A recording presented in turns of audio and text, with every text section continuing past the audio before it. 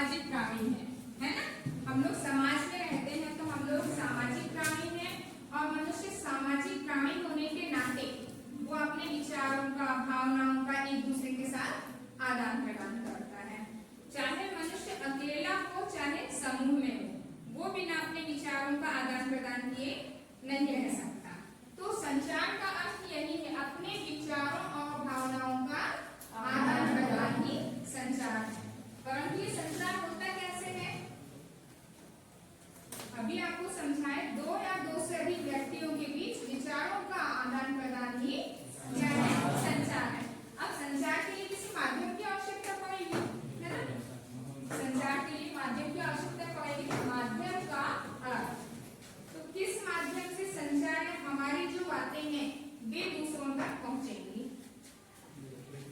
हम अपने विचारों को, अपनी भावनाओं को एक व्यक्ति से दूसरे व्यक्ति तक किन माध्यमों की सहायता से पहुंचाएंगे, आपके सामने लिखा हुआ है।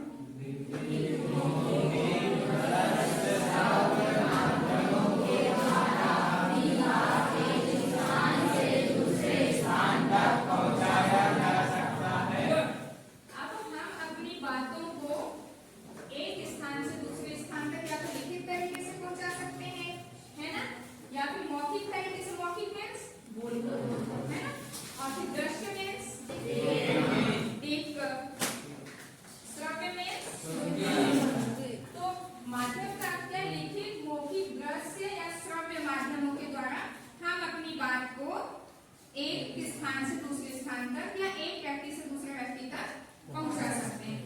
इसके बाद संचार के प्रकार, संचार के प्रकारों के अंतर्गत कितने आते हैं, सांकेतिक संचार, मौखिक या अमौखिक संचार, अंतरवैयक्तिक संचार, अंतरवैयक्तिक संचार, समूह संचार और जन संचार। तो सांकेतिक संचार, सांकेतिक संचार से क्या तात्पर्य है, सांकेतिक संचार में संकेतों के द्वारा अपनी बात को इशारों में एक व्यक्ति से दूसरे व्यक्ति तक पहुंचाना। उदाहरण की बात, जैसे अब हमको क्या चाहिए, बुक चाहिए, तो हम क्या इशारा करेंगे, मतलब यही चलेगा, यही रहेगा। पानी चाहिए हमको, तो हम कौन सा इशारा करते हैं, करके बताइए क्या करके पानी चाहिए हमको, इशारे में क्या करेंगे, क्योंकि हमको पानी पीना है ना। ठीक है, ये सांकेतिक संचार के अंतर्गत हम अपनी बातों को एक व्यक्ति से दूसरे व्यक्ति तक संकेतों के द्वारा यानी इशारों के माध्यम से पहुंचा देते हैं, है ना। किसी को खड़े करना है, मानो आप में से किसी को खड़े होना है, बिल्कुल खड़े हो गए, अब हम बोले बैठ गए, तो यही है सांकेतिक संचार कि हम इशारों के माध्यम से अपनी बातों को एक व्यक्ति से दूसरे व्यक्ति तक पहुंचाएं। अब मान लो सामने हल्ला हो रहा है, बातें कर रहे हैं आप, हम आपको इशारा कर देंगे, ठीक है, आप साइलेंट हो जाओ, ठीक है ना। यही सांकेतिक संचार हो गया। इसके पश्चात मौखिक एवं अमौखिक संचार। तो मौखिक एवं अमौखिक संचार, हम लोग जब घर में हैं, आप लोगों के घर में कोई बुजुर्ग है या आप लोग छोटे, मान लो बाहर कहीं जा रहे हैं, कोई अपने से उम्र दराज व्यक्ति, उम्र में बड़े हैं, कोई सीनियर सिटीजन है, और हम उनसे मौखिक और अमौखिक संचार ऑटोमेटिक हमारा होता है। कैसे होगा कि मान लो हम उनसे पहले नमस्ते, प्रणाम, जय श्री राम, जो भी हम बोलते हैं ना, तो ठीक है, उसमें क्या होगा, उसके साथ साथ हम अभिवादन ही करते हैं ना, करते। यदि हम अपने से बड़ों को किसी को देखेंगे तो हम सीधे सीधे कर लेंगे, ठीक है, या फिर उसके साथ चरण स्पर्श करते हैं ना। तो उसके अंतर्गत क्या आता है, मौखिक एवं अमौखिक दोनों ही संचार आ जाते हैं। हम अपने से बड़ों को नमन, अभिवादन यदि कर रहे हैं तो हमारे हाथों की मुद्राएं भी होंगी और उसके साथ साथ मुंह से शब्द भी निकलेंगे, है ना, उनके सम्मान में। तो ये कौन सा संचार हो गया हमारा, इसके बाद आता है हमारा अंतरवैयक्तिक संचार। अंतरवैयक्तिक संचार के अंतर्गत क्या आएगा, अंतरवैयक्तिक मीन्स क्या मतलब, अंतर मीन्स अंदर, ठीक है, अंतर से अंतर जो है, अंतर से क्या तात्पर्य है, हमारे अंदर, मन ही मन में, और व्यक्ति में स्वयं है। तो अंतरवैयक्तिक संचार के अंतर्गत आएगा स्वयं का, हमारा स्वयं से ही बातें कर रहे हैं, हम ही बोल रहे हैं, ठीक है।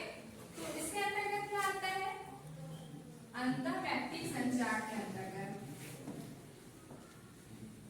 इसके अंतर्गत आता है यदि हमारे जो विचार हैं हम कुछ सोच रहे हैं, उसके बाद जैसे हम पूजन पाठ कर रहे हैं, जैसे पूजा, यहाँ पूजा कौन कौन करता है, हाथ ऊपर कीजिए। वैसे तो सभी बच्चों को सुबह स्नान करने के बाद थोड़ा सा ईश्वर के समीप बैठना चाहिए, ठीक है। तो जब हम लोग पूजन पाठ करते हैं, ईश्वर के समीप बैठते हैं और हम आरती मंत्र जाप या जो भी करते हैं, वो किसके अंतर्गत आता है, अंतर्वैयक्तिक संचार के अंतर्गत, ठीक है। क्योंकि ईश्वर तो सुन रहा है परंतु वो दिखाई नहीं दे रहा है, ठीक है। तो वो अंतर्वैयक्तिक संचार के अंतर्गत आता है हमारा पूजन पाठ आरती मंत्र जाप करना है, हम अकेले कर रहे हैं, ठीक है ना, तो इसके अंतर्गत आ गया। उसके बाद क्या है, अंतर्वैयक्तिक संचार।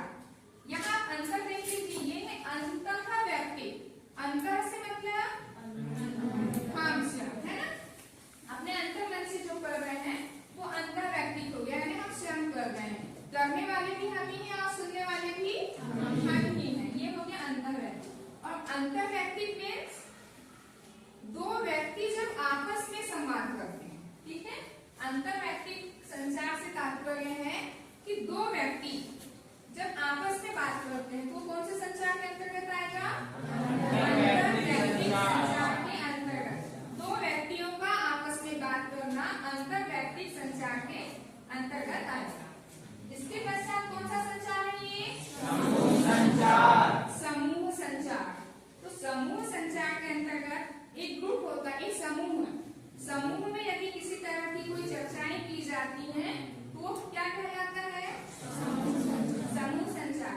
जैसे आप लोग देखे हो संसद की बैठक देखे हो ना, संसद में एक समूह होता है हमारे मंत्रियों का एक समूह होता है, वे आपस में जब बातें करते हैं, ठीक है, वो कौन सा संचार कहलाएगा, समूह संचार। उसके अलावा हम लोग गाँव में रहते हैं तो आप लोगों ने देखा होगा कि गाँव में कभी पंचायतें बैठी है, देखे हो क्या, सरपंच भी बैठे हैं, उनके साथ में कुछ लोग बैठे हैं, ज्यादा नहीं 2 4 5 8 10 लोग ही बैठे हैं। तो सरपंच जी बैठे भाई, उनके साथ भी कुछ लोग बैठे 8 10 15 लोग, और वे आपस में किसी मुद्दे को लेकर चर्चा कर रहे हैं, तो वो कौन से संचार के अंतर्गत आएगा, समूह संचार। और अंत में आता है जन संचार, ठीक है। तो जन संचार का माध्यम तो हम पढ़ ही रहे हैं, है ना, ठीक है। जन संचार मेन तो यही है, जन संचार। तो जन संचार के माध्यम के अंतर्गत क्या आएगा बेटा, आपने सुना डिजिटल मीडिया, है ना। जब हमारे प्रधानमंत्री जी कहाँ उद्बोधन देते हैं, भाषण कहाँ रहकर देते हैं, वे कहाँ देंगे, वे यदि वे दिल्ली से बात कर रहे हैं, ठीक है, मान लो वो दिल्ली में है हमारे प्रधानमंत्री जी, और वहां से कोई भाषण दे रहे हैं, तो सभी लोग कहाँ देखते हैं, आप लोग टीवी में देखते हो, मोबाइल में देखते हो, और भी अन्य हमारे जो इलेक्ट्रॉनिक साधन है जिनकी सहायता से आप उनको देख पाते हो, है ना। जन संचार में क्या होता है,